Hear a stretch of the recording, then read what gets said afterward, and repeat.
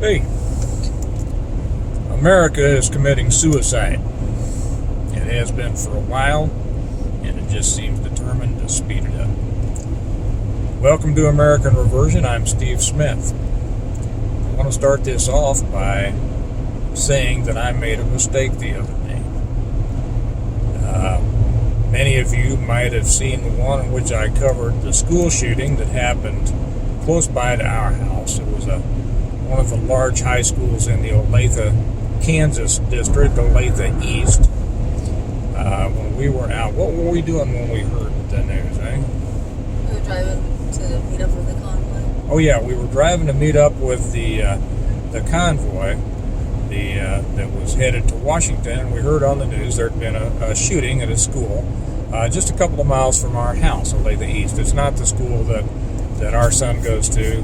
It's in a different district, but it's just about a mile and a half from his school.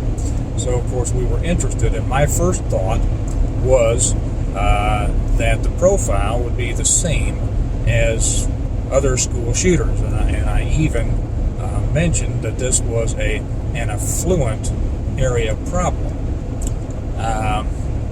We didn't get a description of the shooter for quite a while, which made me kind of have some suspicions of what we might learn.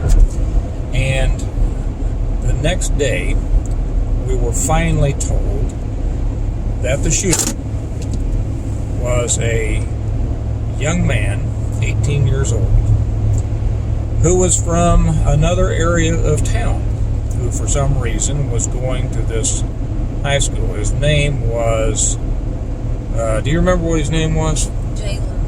Jalen Deshaun something. What? Elmore. Okay. Jalen Deshaun Elmore. Well, this young man, it turns out, had been in trouble quite a bit. He came from the hood. I'll just put it just flat out. He came from the hood. When Kelly went back and did a little searching and came upon his sister's Facebook page, it was full of hate and vitriol against those who were daring to hold her brother to account for shooting a vice principal and a police officer. Telling them that they should shut their, I won't even say the word on here, shut their such and such suckers, honkies, and nobody knew what they were talking about, and it was just full of racism and hate. The interesting thing was that she had a lot of supporters in there. Now, there were a couple of people who spoke up and said rather politely, well, that's, you can't be saying that, and that's not right, and all this. But she had supporters. I guess we shouldn't be surprised at that. Turns out this guy, I don't even like to refer to him as a young man, because he doesn't show, as far as I can see so far, any signs of manhood. He's a male. Like I say, he came out of the hood and had been put on probation for aggravated robbery before. Aggravated robbery in the state of Kansas is when you rob somebody, which means it's not a burglary, it's not a theft. It means you're taking something from a person themselves. And aggravated means you either used a weapon or hurt them very badly. So he, after that, as a juvie, was put on probation for 6 months. Probably because he was so close to his 18th birthday. And so when he was called up to the principal's office, and I won't go through the whole rigmarole because they didn't handle it very well. He was called up to the principal's office and confronted with the suspicion or accusation that he might have a gun in his backpack, well, he took the gun out and shot the school resource officer and the principal. Now, let me ask you something. In what America does that happen? Not in mine. Not in the America I grew up in. How about you? I bet you agree with me on that. Well, it happens in an America that has been bound and determined to commit suicide for some time by excusing behavior that would have been punished before. It not only excuses behavior, it celebrates it. Now you can say, well, we don't celebrate shooting people. Well, don't we? Let's go back for just a minute or two, or just a while, and think about what leads up to shooting people. It's what does Daniel Patrick Moynihan referred to the soft bigotry of reduced expectations for certain people in our society, by saying that they shouldn't be expected to measure up to society's standards and mores because for some reason they weren't able to. Now those of us who really are, you go ahead, buddy, who really are fair-minded, we hold everyone to the same standard. But there is a group of people in this country, liberals, who seem bound and determined to nurture and further the devolution of our society by excusing aberrant behavior, by enabling it, and finally rewarding it. And as these people continue to see that their wrong behavior is not punished, but it's actually rewarded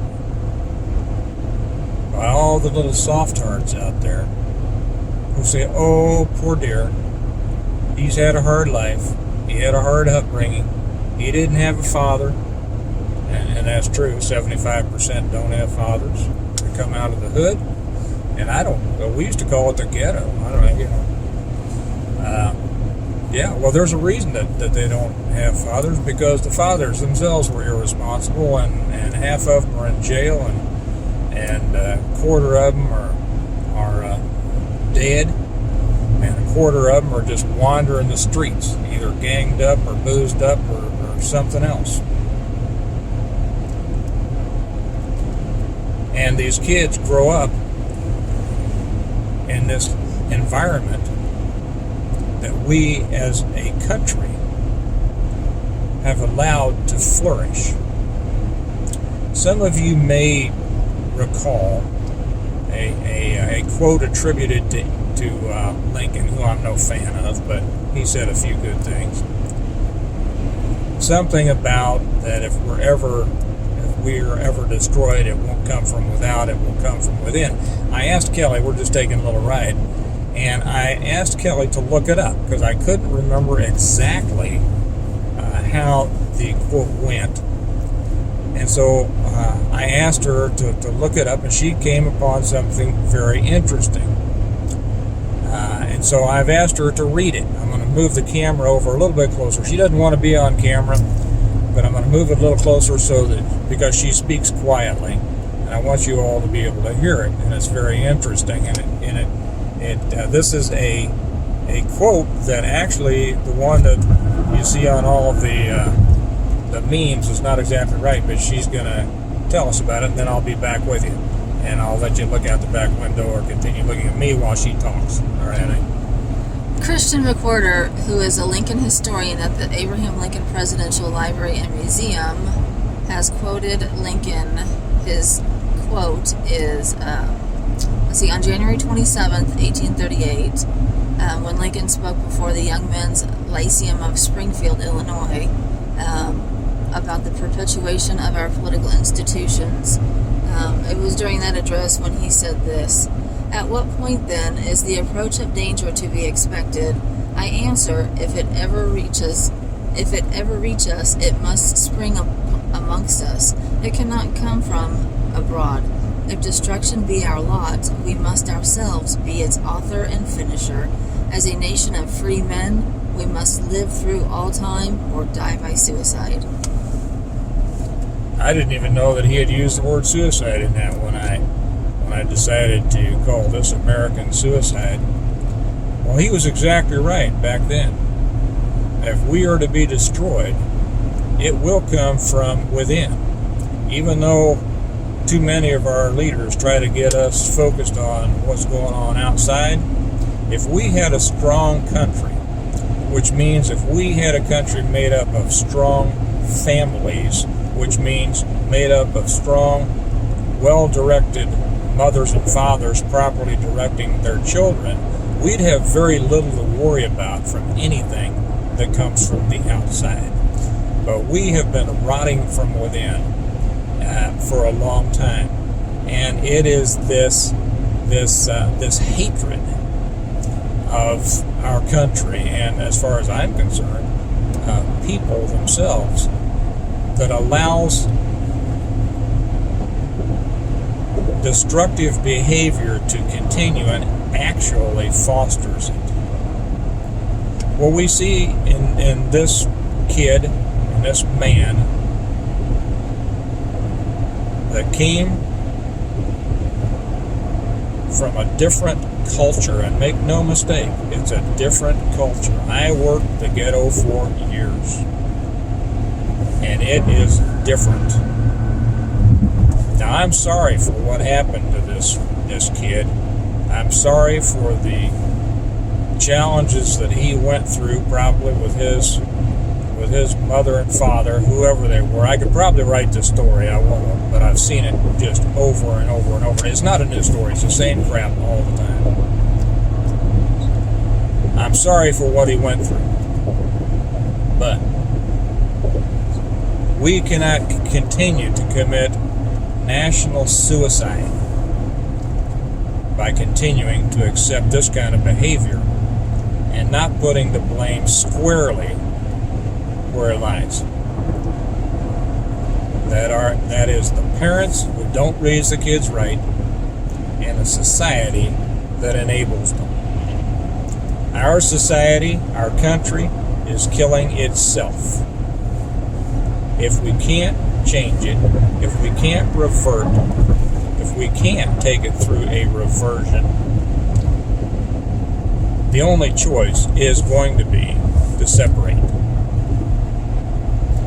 I have no desire, Kelly has no desire, I'm sure you have no desire to raise our kids and see our grandkids raised in a society that continues to excuse aberrant behavior, calling it alternative behavior, when we are seeing proof on a daily basis that it destroys not only people, but families and the country. So what can be done? First off, we have to stop excusing any of this behavior. We have to stop saying, well, this happened, but you have to understand. You don't have to understand anything. What I understand is that a police officer with a couple of kids was almost killed. I understand that an assistant principal who was also the athletic director at kids was also killed. How's that for understanding? Do you need to understand more than that? I don't. You stop the behavior. And as you stop the behavior through punishment, if you have to, hey, if you can do it with, behavior modification, great. If you can do it by example, great. But, I have come to find that sometimes behavior modification needs a little bit more than just talking. So that's what I wanted to say. That our country is committing national suicide. If it continues to do it, I have no desire to stay a part of it, because I'm not going to allow a country that's determined to kill itself, to kill me and my family. We either have to stop it or we have to leave it. And then we have to protect ourselves against it. I'm going to let it go for that. Be interested to hear what you all have to say about it. Give me your opinions down on the comments. If you'd like to support the channel, there's a way to do it. Go down here somewhere. There's a link to our Patreon page. Come join us. That'll help support the channel, and we appreciate it. You all have a good day. Remember that America needs a reversion. It needs you to be a part of it, because if we can't get a reversion, the alternatives are less attractive. You all have a good day. I'll talk to you later. Bye-bye.